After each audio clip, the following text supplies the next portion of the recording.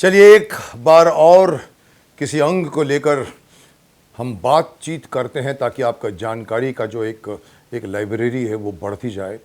और इस बार मैं जिस अंग की बात कर रहा हूं वो हमारे शरीर के बहुत ही जाने पहचाने अंग हैं। ऐसे नहीं जैसे पिट्यूटरी ग्लैंड था या फिर हाइपोथैलेमस था जिसके बारे में आपने शायद नहीं सुना होगा। अब मैं जिन अंगों की बात कर रहा हूं वो आपके रोज़मर्रा की ज़िंदगी में आपके काम भी आते हैं और उसको मैं समझता हूं हर आम आदमी ने सुना होगा। जी हाँ दोस्तों, मैं बात कर रहा हूं उस चीज़ को जिसके थ्रू मैं आपको देख रहा हूं। मैं उस अंग की बात कर रहा हूं जिसके थ्रू आप मुझे सुन रहे हैं। मैं उस अंग की बात कर रहा हूं जिसको सूंघ कर आप खाना खाते हैं,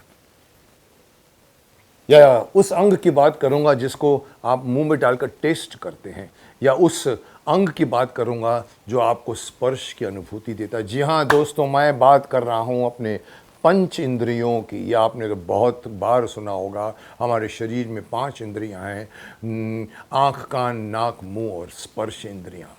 आँख कान नाक मुंह और यहाँ पर स्पर्श इंद्रिया का सोमेटोसेंसरी कॉर्टेक्स होता है। सोमेटोसेंसरी कॉर्टेक्स, इन चारों के थ्रू, इन पांचों के थ्रू हम चीज़ को देख सकते हैं, सुन सकते हैं, सूंघ सकते हैं, स्वाद ले सकते हैं और उसके स्पर्श की अनुभूति कर सकते हैं। तो आइए दोस्तों, हम कुछ और जानकारी की बात करें और मैं आपको और बताऊं कि हमारा शरीर क्यों इतनी अद्भुत एंटिटी है कि जिसको आपको कदर करना चाहिए। चलिए मैं आपको अपने किताब के कुछ एक्सेप्ट्स पढ़ के सुनाता हूं। अब चलो अपने शरीर के कुछ और अंगों की बात करते हैं।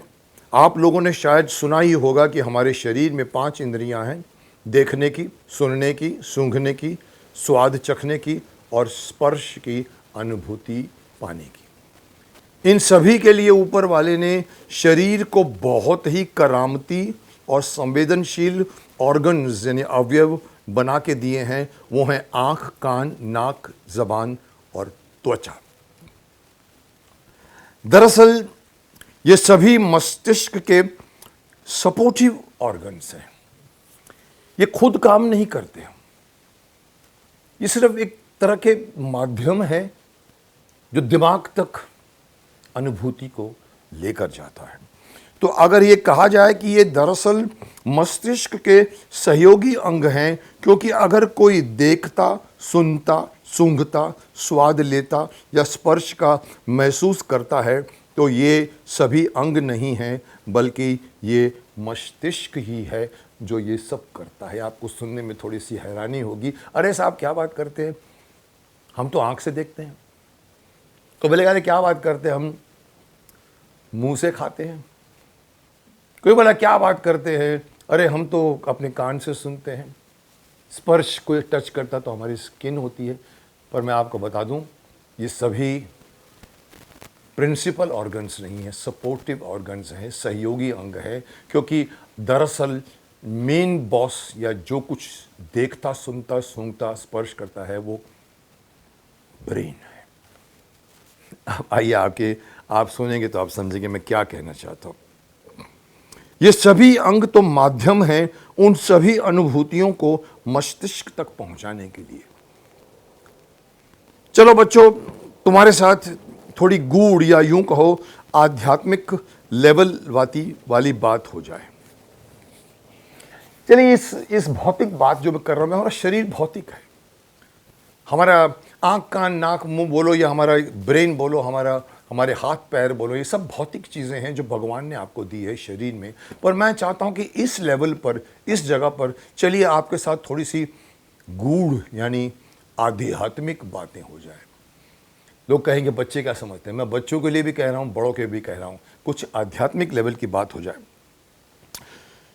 तुम सभी ने कहीं ना कहीं अपने बूढ़ों से आत्मा की बात जरूर सुनी होगी।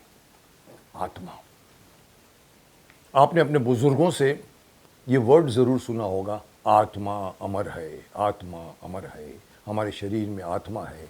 बच्चों को तो समझ में नहीं आता होगा, लेकिन ये वर्ड ऐसा नहीं है कि आपने कभी सुना नहीं होगा। तो आपने बुजुर्गों से अपने आत्मा यानी सोल की बात ज़रूर सुनी होगी। हमारे सबके अंदर अपनी अपनी आत्मा है जो जीती है इसी शरीर को धारण करके। गीता तुम में से कितनों ने ज़रूर पढ़ी होगी या नहीं, पर बड़ों से कभी न कहीं ये कहते ज़रूर सुना होगा, आत्मा अमर है, अजर है, शरीर तो नश्वर है। ये सेंटेंस आपने कहीं ना कहीं किसी बुजुर्ग आदमी से या किसी समझदार आदमी से या किसी फिलोसोफर से सुना होगा, आत्मा तो अजर अमर है, शरीर नश्वर है। गीता के दूसरे अध्याय में भगवान श्री कृष्ण ने अर्जुन का मोह भंग करने के लिए उसे ये ज्ञान दिया था। नैनम छिंदन्ति शस्त्राणि नैनम दहित पाटकः, नैनम छिंदति शस्त्राणि नैनम दहिति पावक, न चैनम कृदयन्त्यापो न शोषयाति मारुतः।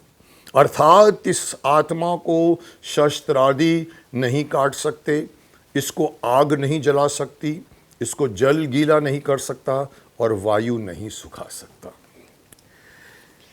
साथ ही इसी अध्याय में श्री कृष्ण ने अर्जुन से यह भी कहा था कि वा सांसी जीर्णाति यथा विहाय नवानि गृहाति नरोड़ पराणि तथा शरीराणि विहाय जीर्णान्यान्यानि संयाति नवानी देही। ये आपने श्लोक पढ़े होंगे, मैं शायद करेक्ट नहीं बोल पा रहा हूँ, लेकिन आप जानते हैं ये मशहूर गीता के श्लोक हैं।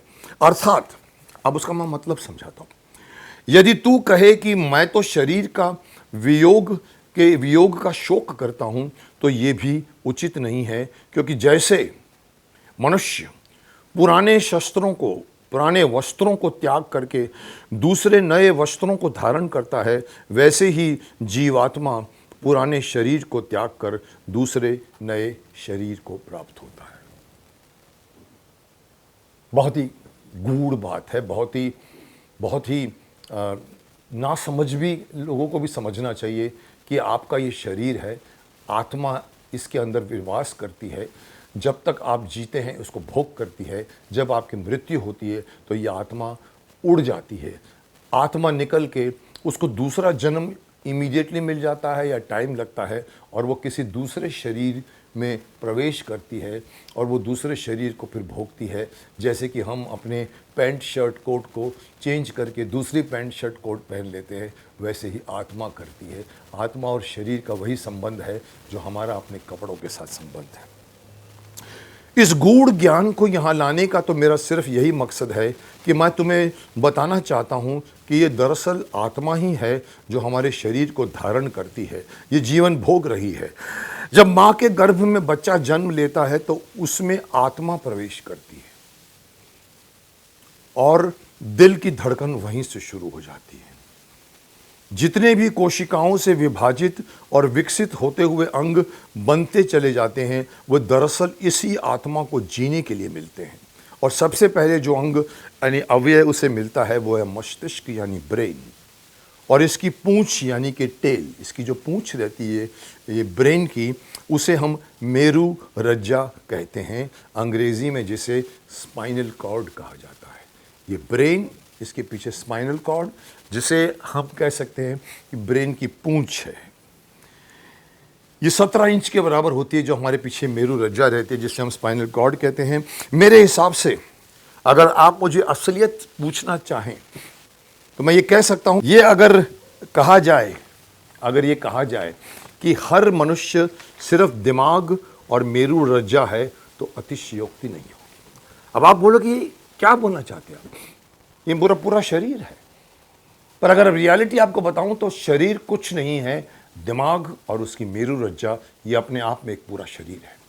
ब्रेन और उसकी टेल, 17 इंच की टेल होती है मेरु रज्जा, ये अपने आप में ये मेन हमारा ये शरीर है, वो सिर्फ दिमाग और मेरु रज्जा से बना हुआ है, तो ये अतिशयोक्ति नहीं होगी।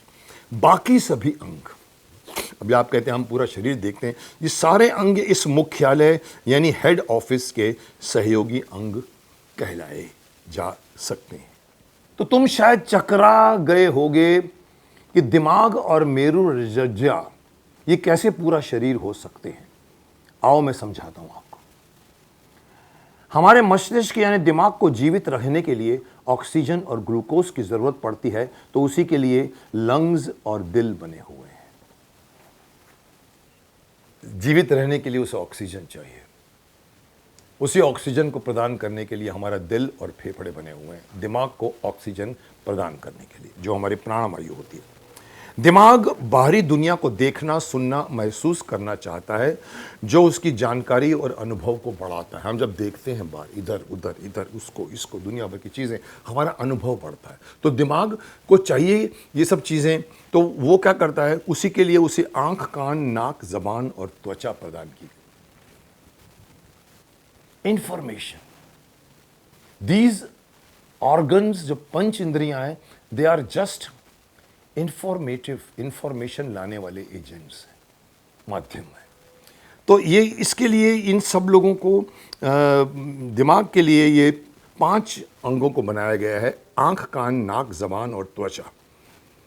दिमाग को जानकारियां मिलती हैं जिस पर वो अपनी प्रतिक्रिया भेजता है शरीर के विभिन्न अंगों को, और ये सब वो मेरु रज्जा, जिसे दिमाग की पूंछ कहा जाता है, जैसे कि मैंने आपको ऊपर बताया, इसे दिमाग की पूंछ कहते हैं।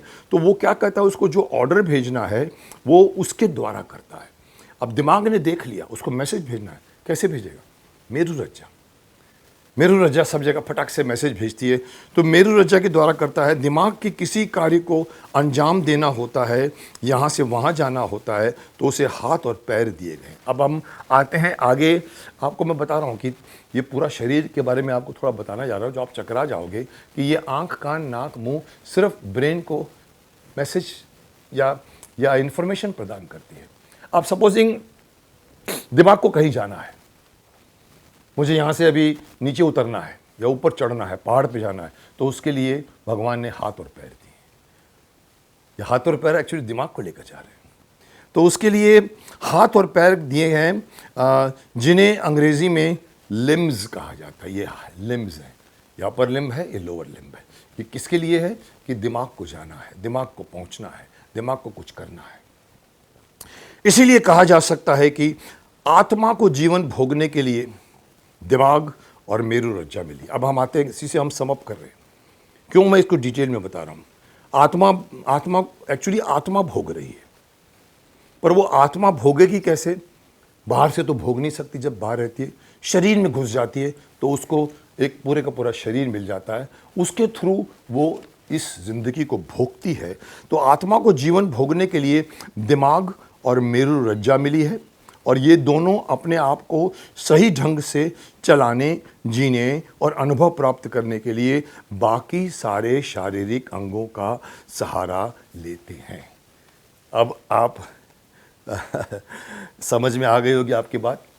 मैंने आत्मा से शुरुआत की, शरीर की शुरुआत की, कि आत्मा ही है, और पूंछ जो है यही एक फुल बॉडी है, और ये सारे के सारे हाथ, पैर, नाक, कान, मुंह, लिम्स, हार्ट, फेफड़े, ये सब सहायक अंग हैं जो आत्मा के लिए भगवान ने बनाए हैं। आगे बढ़ते हैं।